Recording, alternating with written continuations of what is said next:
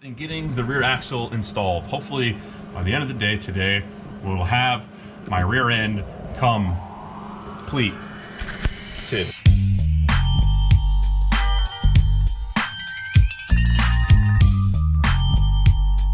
Where we left off, I discussed these upper torque boxes yesterday. So if you couldn't picture it in the last video what these things look like, this is basically it. And you can really see how they're just spot welded. The problem that I have with them is trying to get in here and clean off all the paint and stuff is a pain in the ass. So fortunately for me, I have a welder that's strong enough that if I crank the heat up on it, it'll basically burn through all the paint and trash. If I get it one bare spot and I can get it started, it's kind of a pain, welding upside down, dirty metal, but at the end of this all, it's going to be much, much stronger than what it was before. The other thing you gotta pay attention to when you're doing this stuff, you can see the fitment, the factory fit up, if you will, is not the greatest. On the right side there on that seam where I'm shining the light, you can see that little strip of rust.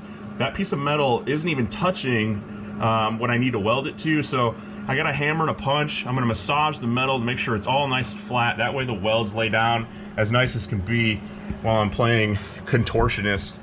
God, the floor is so filthy.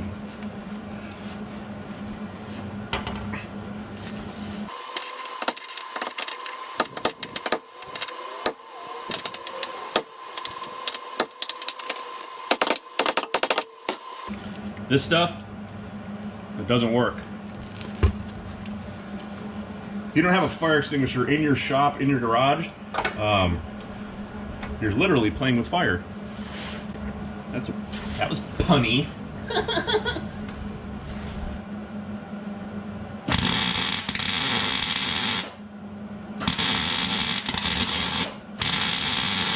Can you hear how dirty it is? Not as dirty as your mother.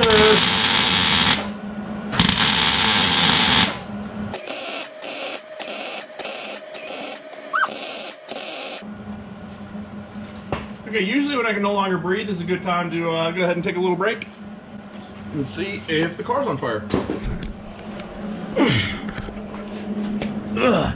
Hear those dad noises? Situation report. We made a mess. But, yeah, just don't judge. It's just very grimy, dirty metal, but it's burnt in there. And here's the rules of welding. Number one rule is ABC. Always be comfortable, and that's really hard to do. You're laying on your back, and you have a crick in your neck, and whatever. It's definitely in there. And I got the UPR Pro Series anti-roll bar. Oh, this is the tailpipe anti-roll bar. Shit, okay. I'm a little concerned that the tailpipes aren't going to fit in here, but what this one does is it moves these in a little bit to give you some clearance, and hopefully the tailpipes that are in here before will fit through here once we put this thing back in here. But right now I just got it tacked in here. It's very simple. You line it up with this pinch weld right here, push it far forward. These are labeled D for driver, and then P for passenger. And you push them up forward, get them up and forward as high and forward as you can, because if you don't, I've learned this the hard way on my car, the upper control arm comes through right here, and as the suspension compresses, it's gonna bang into this, and it's no bueno. I'm gonna go ahead and finish burning these in, and then start fogging everything under here black. Okay, and that's the difference between dirty, grimy, and uncomfortable and awkward positions, okay? And then clean and comfortable. A little funky right here in the corner, but on this, all we're gonna do rewind it. I just said funky, but I'll rewind it for you. A little funky right here in the corner, but so on here with this roll bar, like, all you really have to do, you only need to weld two sides. Some people say you gotta weld 360 degrees around. You don't.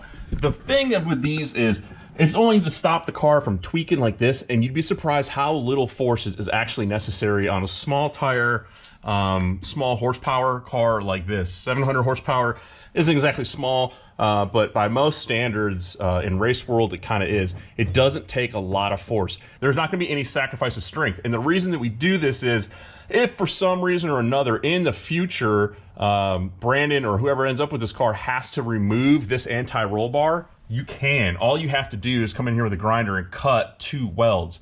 It'd be impossible to get up there with anything less than a torch to cut 360 degrees. So you only weld it on 2 sides to allow you to be able to remove this should the need arise. So I'm gonna let this cool down a little bit and then come back in here, hose everything down with some brake cleaner and fog it all black. The next morning.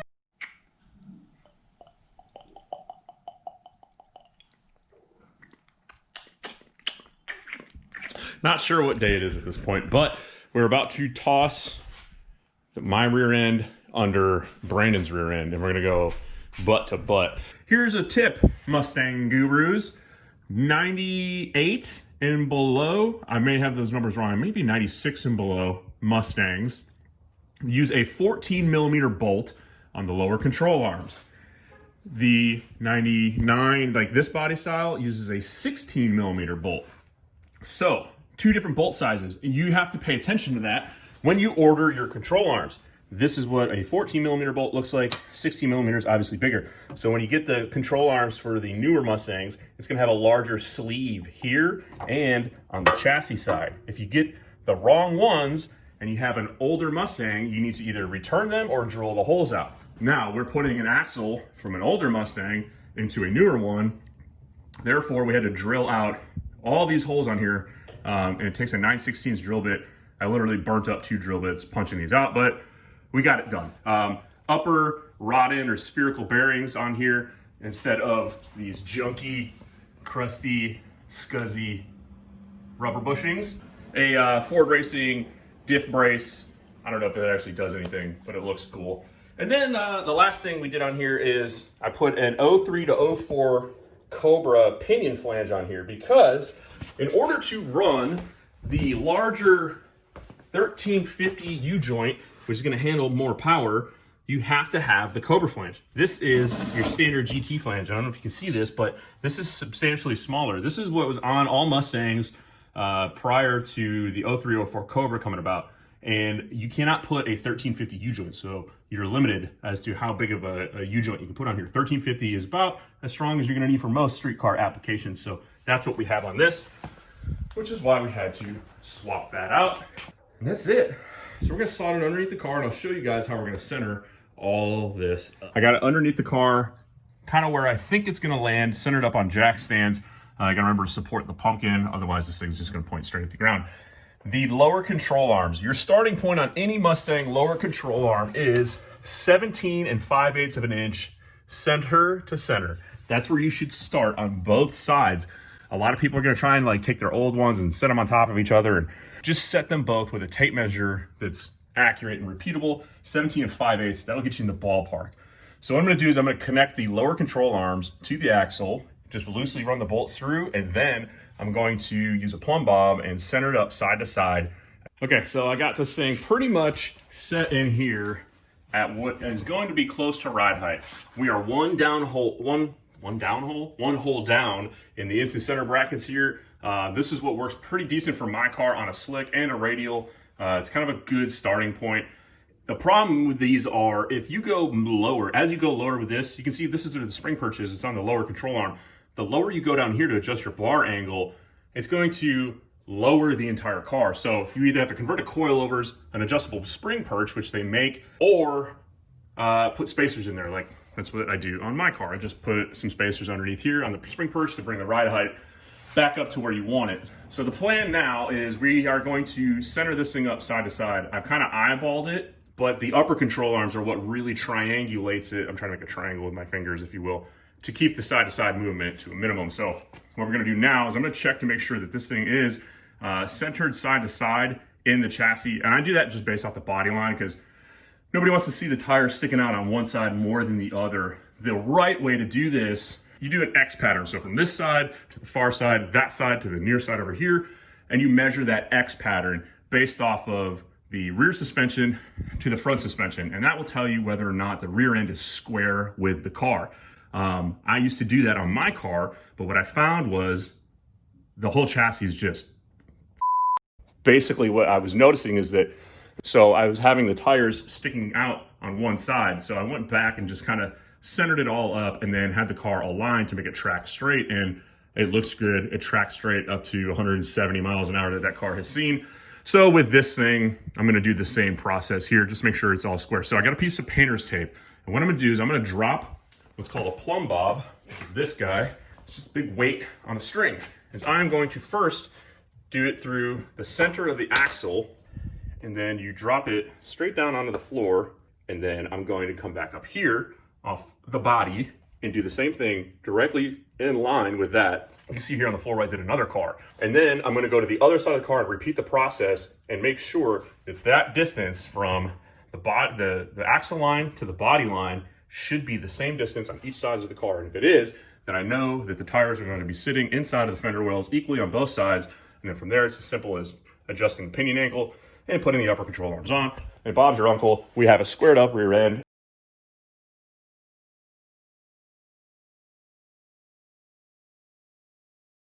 The axle is sitting roughly at ride height. We are centered side to side. Last thing we need to do is set the pinion angle using the jack and a protractor and match that to the angle of the crankshaft. And I will show you guys how to do that as soon as I get back from lunch. Still here. Anybody want some? I would never. I already have. All right, so we're doing pinion angle. That's the pinion. Not worried about the angle. So a lot of people get this twisted, and they're going to look at it and they measure the pinion angle based off of the drive shaft angle versus the pinion flange. And while a lot of people have moderate success doing it that way, technically that's not the right way to do it. Here's what you're shooting for. You want the angle that the pinion center line, that the pinion operates at, to be the same or parallel with the center line of the crankshaft. Guess what else is on the same center line as the drive shaft or crankshaft? The output shaft. So luckily, we still have the transmission in here. You can set the pinion angle without actually having a drive shaft installed in the car. And that's exactly what we're gonna do. Now, a lot of people think that there's some magic in the pinion angle with regards to making the rear suspension work. It's kind of false information. Here's why. So with the pinion angle, like I showed you guys in the last video, when you launch the car, the nose, the front end of the rear axle, the pinion is going to try to drive up. It tries to climb the ring gear, which causes the axle in the housing to try to rotate. When it tries to rotate, these brackets down here are going to try to move forward, and they're going to push on the lower control arms. As you can see, I have a slight upward angle on this lower control arm. What that is going to try to do is try to drive the entire chassis and lift the thing up. That's that separation that we talked about. And that's why you have these instant center brackets. That's the adjustment is called, the angle, your instant center is the angle at which your lower control arm and your upper control arm intersect in relation or at the center of gravity. A whole bunch of math goes on to that, but luckily, this is a stock style Mustang suspension, and it has been figured out repeatedly countless times over the years, so you kind of just replicate what others have already done. The hard work's been done for us. So what we try to do here is we lower the bar angle to kind of make it act a little bit more aggressive. If it was up, when the weight transfers, this thing's gonna try to go forward, and if the weight transfers at all and makes it squat, well then it's gonna make the entire car squat really, really hard. You can get more aggressive by moving this down, and it's gonna apply more force into the chassis, changing your instant center. None of this right here affects the pinion angle. The pinion angle's job is to make sure that the U-joints on the drive shaft are at the same angle on the rear as on the front as the car's going down the track. Because of the suspension that we're putting in the car with all solid hind joints and bushings, there should be little to no movement. So I'm gonna set the pinion angle at 1 degree down just to kind of take up for any sort of slack or loose tolerances to make sure that when this thing is under power, the rear axle only moves up just a hair and allows the drive shaft to operate at same angles front and back. That is how to properly set pinion angle. 87.5. So I want the rear axle to sit at about 88.5. So you see I move it like that just a little bit because I want the rear end to point down. There. So when I say 89.5, 88.5. I'm gonna double check one more time the centering of this thing side to side. And if that's good, we're gonna go ahead and install the upper control arms. Adjustable upper control arms are in here, and you can see I got just the bolt ran through here loosely. What is critical is that all we're gonna do is put one of these on at a time. So all I'm gonna do is thread this until it extends out where I can get the bolt to slide in and out of the upper control arm mount on the axle with absolutely zero restriction. In the words of the great 50 Cent in the game, this is how we do. Lost my breath and tacked in the anti-roll bar. What you want to make sure is when you tack these in, just tack them. Inside of a heim joint, there is a nylon or Teflon or whatever plastic liner inside of those. And if you fully weld that, you will melt the liner out and then you get a whole bunch of slop in your Johnny joints. Okay, the roll no mo bar is fully finished welded in there. I got the tabs welded. I'm waiting for them to cool down. And then we will bolt this all together. So I'm gonna wrap this up with, I'm gonna put the brakes on.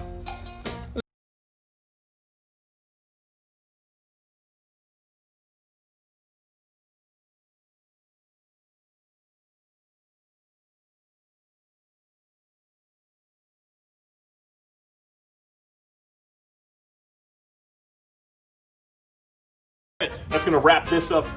The installation is super simple. You can see that I didn't tighten these down right away because I wanna check the shimming. And when you check the shimming on this, you check the air gap between this side and this side of the pads because this rotor, unlike a factory rotor, does not float. It is locked solid where it is at. And the only way to center this up to make sure you have even pad wear is to shim it over here. But the problem I'm looking at here is, you see how much thread is coming out of that bolt? So what I think happened there is this rear axle came out of a 94 Mustang.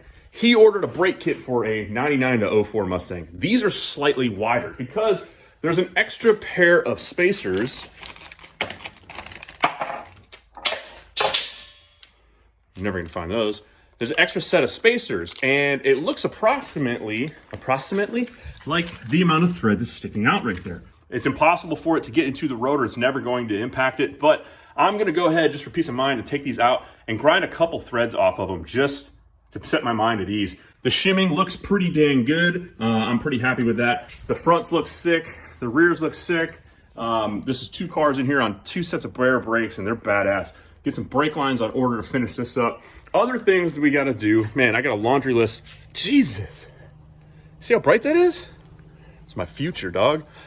Bump steer kit going on, Maximum Motorsports bump steer kit. So when this thing is riding wheelies and comes crashing back down to the earth, it doesn't get all wonky and haywire and send you into the wall.